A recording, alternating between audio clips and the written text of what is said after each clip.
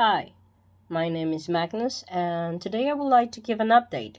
This is something that I have been debating on talking about because I like my channel to be more than anything for education for the community and people around it, the allies. I have mentioned my transition because of that as well. As a transgender male, I have talked about my transition and what it means as a whole, but not much about my personal life. I have mentioned before that I was diagnosed with fibromyalgia in 2015, and I was also diagnosed with lupus last year. Now, we believe the lupus started when I was 13 or 15 with the butterfly rash that I have, and it has been worsening through the years, adding symptoms and worsening the symptoms. The lupus diagnosis took me 6 years and all my savings really to get, because while I didn't know it was lupus, I knew something was wrong.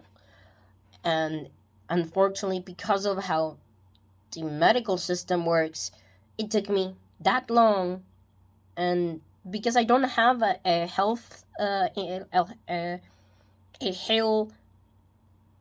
I can't talk a health insurance, I wasn't able to get it. Like I couldn't get it covered, and I had to pay for everything, every doctor visit, testing, everything. Now, the symptoms have varied, but it got to the point where I was feeling pain every day. From 0 to 10, my normal level would be 5, and it could get to 7. I even have had some times where it was so bad I went to the emergency room for a 8-9 level of pain and had to have an injection for that. Thankfully, I started the treatment. After the diagnosis, around July, August, I started the treatment that has slowly but surely lessened and even disappeared the symptoms. The back pain, I barely have it. There's no more numbness on my hands. I do have some cramping and pain from time to time, but it's not as bad and it's not as present. Unfortunately, there is one symptom that has not only remained, but it has worsened. Back in 2020, December 2020, I started having dizzy spells. I will be like washing dishes, and suddenly I will feel like a wave, like whoa. But it was so random and so like short that I didn't really pay much attention to. So in January 2021, I didn't mention it to my doctor, but it continued on worsening, and by the time I started the treatment, it was a few days a week. And then it started getting to daily, and after daily, it became the whole day long vertigo. And how can it disable disable you is unreal to me. I wouldn't believe vertigo is something that can stop you if I hadn't suffered it. The way I can explain it is as if you're on a boat or a surfboard, and you feel not the room spinning but your body. Again, the ground is moving in waves, so your body moves like that, right? And it got to the point, because if you are like that 24/7, I don't know if you can imagine it. I was feeling nauseated. I was lacking appetite because of the nausea, and I was also having migraines. I couldn't concentrate. The worst episode I had was one time I was, because I work as a medical interpreter, I was working, I had a patient on one line and a doctor on the other one, and suddenly I felt a big wave. It was so big, it pushed me to the back. I was laying my back on the chair, like my head just limp.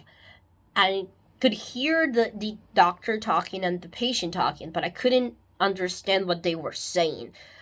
And I was trying to tell them to wait, please wait. And I couldn't form words. It was so scary. Really, it scared the crap out of me, and I decided to go back to the doctor. Now, my rheumatologist sent me to the ENT. The ENT said that my ear on the outside looked good, and I needed to have some testing done for a neurology, basically to know if lupus had affected my ear canal or my brain. Now, that on itself sounds quite scary, but when he mentioned a 2,500 possible bill just for one testing, one of many, I really felt like depressed. It has reached a point where I can't be sitting down or standing or walking for too long because I'm in open sea all the time, and I don't know if you can imagine it. It's impossible to live like that. So in November I lost my job. Now, technically speaking, I quit, but when you work on the in the medical field, you have a moral responsibility. And there's a big difference between 3 units of insulin and 30 units of insulin. And I couldn't focus. I was also having less and less hours. It was taking me double the energy and double the time to make enough minutes of work. It was becoming impossible. It was really impossible. Just, I couldn't keep up. After losing the job, I took some time to get low cost or free services. Now, I am already enrolled in that, but because it's free or low cost, there's a long waiting list to get accepted and also to get scheduled. Everything takes long time. Now, I was able to get an appointment for rheumatology for last week, a phone appointment, but the doctor never called. So even though it was not my fault, I am still getting it rescheduled for who knows when. And I depend on that appointment to get my medication because it's not exactly a cheap medication for my lupus. I'm also having an appointment on the 27th with the neurologist, but again, I'm scared that it's gonna be just the same as the rheumatology and they're never gonna call, and who knows when I'm gonna get the treatment for the vertigo, and I can barely stand the situation. Right now, I'm keeping the vertigo controlled by not doing a lot. I sleep many hours a day. I take breaks, multiple breaks during the day. I don't stand for too long. I don't remain sitting for too long. I don't walk long distances. I don't do a lot of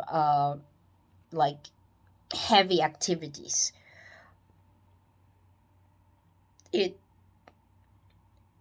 Since November, I have been certified as disabled. Accepting the label of disabled, it has been something that I have been working on for some time now because of fibromyalgia and then because of the lupus. But accepting it to myself, to controlling my life, to empowering myself, it's one thing. But having other people know about it and having it obvious, it's something completely different. I know I shouldn't feel ashamed, and I cannot help it. It's difficult, and it's something that I don't like to talk about because of that. Especially because not only I have that label, I'm also unemployed. So I cannot stop thinking that I am a burden on my family, and I don't like to be seen like that. And no disabled person is a burden. It's stupid and it's hypocrisy, because I have been saying this kind of things for a long time. Being disabled is not a stereotype. It's not that you become less of a human. But when it happens to me, when I cannot pay my bills, when I cannot pay my groceries, I feel ashamed. I feel weak. And I feel worthless. And it's very difficult to cope with. I am trying to fight a very deep depression, and I'm doing my best. Unfortunately, I can't even pay for a psychology treatment and psychiatrist. It's a tough moment for me. Now, I haven't been just drilling my thumbs all the time. Since I lost my job, I took only a week to go to doctors and try to get the low-cost free services and the certification so that I could get those free services, low-cost services. I have been also for during all this time, during these 2 months, almost 3 months with this one, to open up a shop. I even have a coffee account where I sell commissions for tattoo designs and chapter designs and all kinds of illustrations. I also have an ARTPAL account where I sell where I am already selling some illustrations, but I plan on putting more stuff there. I also have a Redbubble account where I'm trying to put on some more products that I can sell. I'm also doing a TikTok account because doing the short videos, like 15 seconds, 60 seconds, is not that taxing. It is taxing actually, but it's not that bad. And I can do it I can schedule it, not like a 8 hour 5 days a week or 6 days a week that I had before, right? I'm also trying to start up a Twitch account because I can do it from my bed, and I can do it with my own illustrations and with the games that I already have. I'm trying to do things that I can do with what I have right now because I don't have the economy to start up something big, right? And I'm also applying for other short gigs with illustration and graphic design, trying to get a job. Basically, I'm still trying to get a job that I can do online from my bed on my own time with my own schedules. But all this is gonna pay off in the long run, in the future, hopefully the near future. But right now, I don't have an economy. I don't have money to pay bills and transportation to doctor visits and medication if I run out and I still don't have a rheumatology appointment. I tried talking with my phone service company, but they don't care at all. And stupidly, a lot of the work that I do is through the freaking phone. So this is not going really good. I actually started a fundraising through my coffee account. And I tried sharing the link with many famous, quote unquote famous people, so that I could get them to share my link. But only one person, Neil Gaiman, one of my favorite authors, he shared it, and he even said good luck. I was so happy when that happened. But unfortunately, only 5 people answered. And after those 5 people, only 2 more people that I talked to also helped. So that means I am not even close to half of what I have projected. The number that I have projected, it's based on what I already use my savings to get the diagnosis, because that's the kind of testing that I need, as well as doctor visits and transportation and things like that. But I'm already out of money, and when people don't answer your cry of help, and when you are on your 3rd month trying your best and there's no answer, you cannot help but think that it's useless, and that you're worthless, and then you're not gonna make it, that you're a failure. A lot of negative thoughts, So that's why, even though I hate the idea of putting these in my channel, I decided to do it. Because maybe if you share the link, or maybe if you have the economy to help me, you might do. And maybe I'll get some assistance. Again, it's very difficult to do this. I understand why people feel so. It's stupid. You shouldn't feel bad for asking for help for something that you didn't even provoke. I didn't get myself lupus. It's an autoimmune disease. It's not something that I go searching for.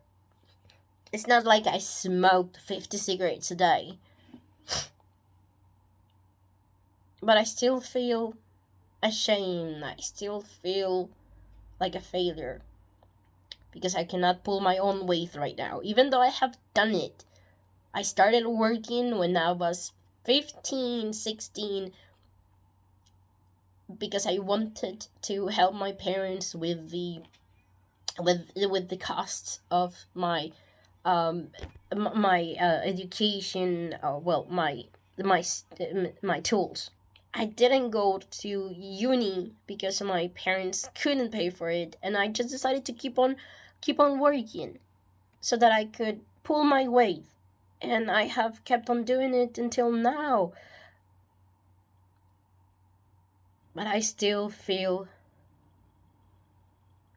blessed. It's difficult. I'm sorry for the bummer video. I'll be sharing all my links for all the things that I'm doing. Some are only in English, or are both English and Spanish, just like this channel. If you can donate, please do. If you can only share the link, I would appreciate that a lot, like really a lot. I still don't plan on making YouTube a job. This is a passion project. It's something that I promise that I will never treat as a job, mainly because it means commercializing, making a product out of our identities. Either way, next video it will be an sorry, don't worry, it's not the plague.